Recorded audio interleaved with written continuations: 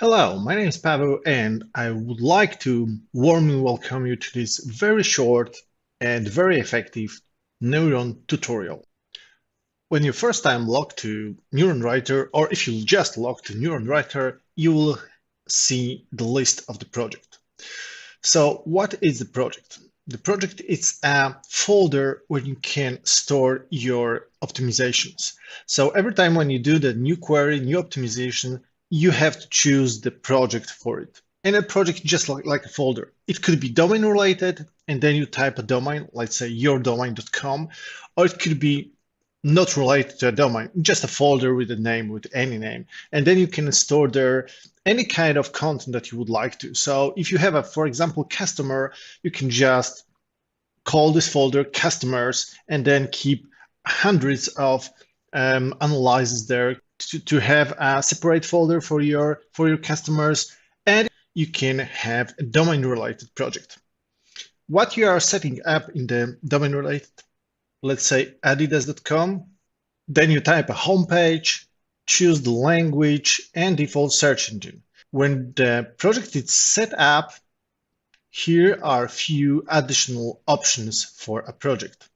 So if you are clicking here on the project settings, you can have information about, first of all, about your domain, default search engine, default language, the keywords that you would like to rank for, the branded keywords, the keywords that you don't like, for example, like competitor keywords.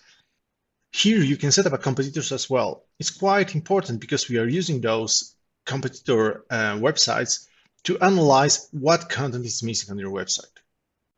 If you open a specific project, the default view is a view of your content writer's queries. So here you have a queries, the terms that you are searching in Google, how to rank for, and information about those queries, like what was the search engine and the language where they were made, who is responsible for content, when is the deadline for content, how long the content is or should be. You can use the tags to do a lot of tagging, and also with the custom tags. So you can just add something like, okay, I would like to have this on the homepage or product description and so on. So you are really free to go with with this, how you play the process with your content production, with your content optimization. And here you have short actions like open the content editor, renew or create new optimization based on the specific keyword, or just delete, which means archive or remove from this view. So that's the main view of the table. Here you have a few columns more. So for example, you can have a volume on the keyword, you can have a volume trends where they are visible and so on, the paid competitors, and how much is the typical cost per click and so on. So you can have a few more, but just switch on off those which are really important for you, so your view will be more clear. If you have a lot of analysis or queries in a single folder, you can very easily filter them out. So for example, you can use the filters to just make visible only the content that Eva is responsible for. And now we have only 2 rows where Eva is responsible, or for example, those which are not delivered yet, or in progress, or done, or for category pages, and so on and so on.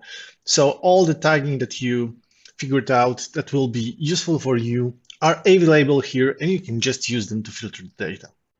When you start to work and you would like to know how to write and what to write to rank #1 in Google, you just start with the new query. And new query is exactly the same process like you typing in Google for a search. Yeah, so you would like to know something and you just type in Google. So it's exactly the same process. So let's start. You would like to know what are best shoes for the marathon, and they are up to date with the new models. You can of course change the language, you can change the country. Here in the advanced settings, you can add few more keywords that will be also added to the content. It's just up to you. those keywords will be also added to your recommendation when the search is done. You can also assign the content to a person, let's say our Eva, and you can set up expected delivery date, so when the content should be ready.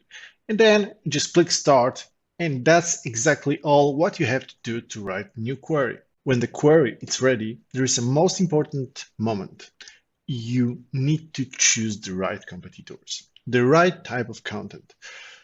Look on these results. So first of all, here we have some results which are blog results where someone comparing the type running shoes for 2022. There is a results from a Twitter. There are some results from a category pages. And basically, there is a lot of mixed results. Sometimes you have only the product results, sometimes you will have only the blog results, but in this case, you have a lot of mixed results. So very important information here is that, first of all, you have to choose the right type of content. So if you would like to create a blog post, just try to choose only the blog post. If you would like to create a product description, try to use the product description pages. If you would like to create a category page, try to use only category pages as your competitors. It's really important because all the recommendations that you will have are based on the competitors that you are choosing right now. So I will do this together with you. So first of all, let's say I'm going to write because the best shoes for the marathon, I'm mostly the best and what and who. So comparison pages are mostly blog pages, blog or landing pages. So we are talking here about the way how the user can compare different shoes in I would say, a very useful manner. So it's like article listing. Okay, so the second one, it's not really related. Third one, fourth one, and so on, and so on, and so on. They are related. And this one as well. So I would go for something which is high content. For example, here we have a best shoes for autumn 2020. Here we have a marathon shoes because we are mostly looking for marathon shoes, not just the running shoes, but the marathon shoes. So I would say maybe this note and maybe this note as well. So here we have best marathon, but just best running shoes, maybe not. So I'm just looking for the best marathon shoes. Of course, they are ranking for the best shoes because there is something about the marathon in them and the domain is strong, but we are really focusing on the marathon shoes. So shoes for the marathon. And so that's all. I would say this is what I choose. And then you just click next to open the editor window. Welcome in Content Editor window. This is the window where copywriter spends about 90% of time.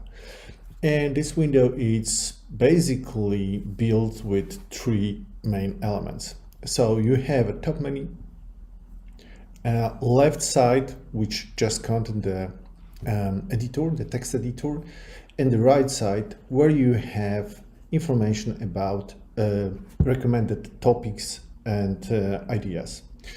So this is basically those three elements which build the interface.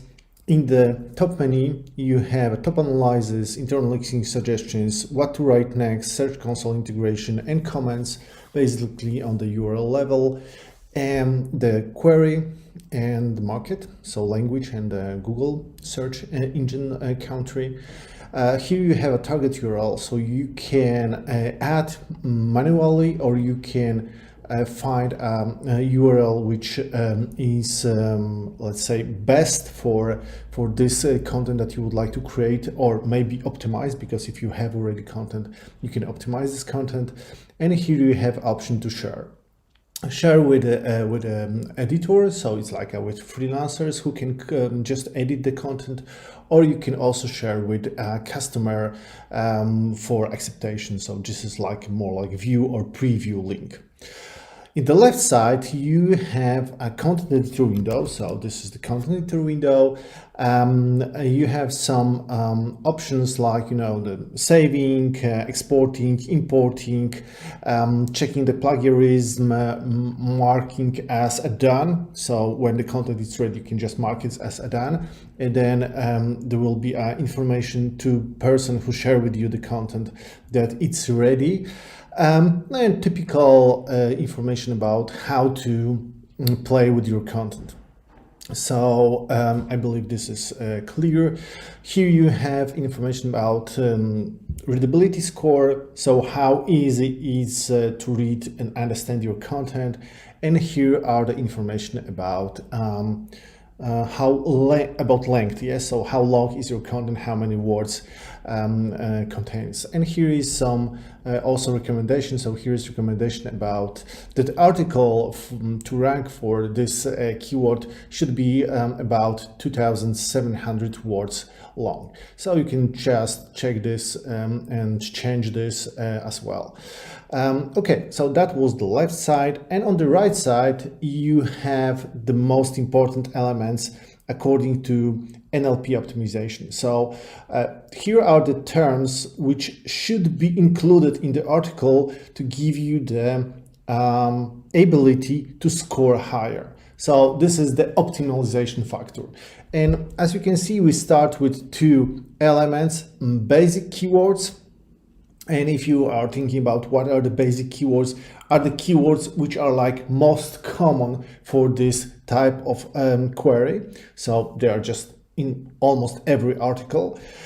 And we have also extended terms. As you can see, here is a lot of extended terms. And in extended terms, you have terms which are not always present in competitors' content, but this means that they are more expertise level. It could be more expertise level, it could be less important, but basically we always try to explain that, yeah, start with the extended keywords, because if you start with the extended keywords, surely you will cover the basic keywords as well. Because for example, here we have like best marathon shoes, 7 best marathon running shoes, and here you have the running shoes. Yes, so of course, best marathon running shoes. So of course, when you start with those ones will be as well covered. So I will just yeah. So this is how basically this works. And also we have here the terms in the headers. So that are the recommendation in H1 headers, H2 headers, H3 headers, and so on. So what kind of keywords, words, terms use in the headers? Here on the top, you have a content score number. So it's just a scoring, how good is your content. And when you will write the content, your content score will be higher and higher. Here we are giving you the recommendation about the best competitors content. As you remember, we select some competitors because so that's are the competitors we selected. And we are giving you the number, which is the best content score from the selected competitors. If you don't know what to do next or how to increase the content score, you can always use the checklist. So the checklist is very, very important element, because the checklist will give you the information what is still missing, what you still have to improve. And this is basically very, very important element in content editor. So to understand where are improvements, what can I do to increase the content score. So that's all. And also here we have one thing more, which is, I will just give you also the example here. Just copy text to the editor. Also we have, if you just highlight any text, we have option for AI writing. Right now the AI writing have only 3 options: start paragraph, extend, and rephrase. So I will just use start paragraph. And now the AI is generating the content for us. As you see, okay, we will just say, okay, use this text. I will use the H1, and we have here a text generated by the AI. As you can see, there is already some points calculated here. I can check where are the keywords. Here are the terms which are related to the sidebar, but as you can see, there is still a lot of elements on H elements, on the terms elements that has to be still included in the content. And right now also you have information what to do on the overall score to improve the overall score. Thanks for watching. Check product link in video description.